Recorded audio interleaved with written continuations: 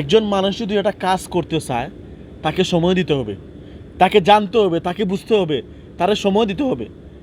এরকম হচ্ছে বর্তমান জামাত।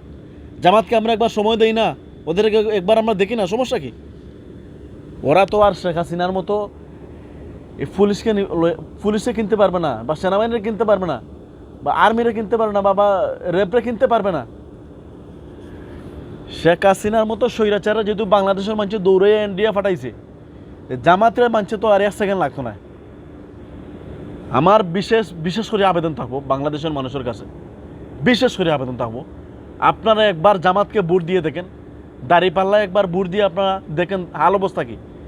আপনারা তো বারবার ভুল করছেন, তিনবার 4বার ভোট দিচ্ছেন, 3-4টা দল দেখছেন। আপনারা একবার জামাতকে দেখেন, 12 তারিখ সারাদিন দাঁড়িপাল্লায় ভোট দিন, ওদেরকে আপনারা একবার দেখেন, ইনশাআল্লাহ বাংলাদেশ ইসলামের ইনসাফ হবে।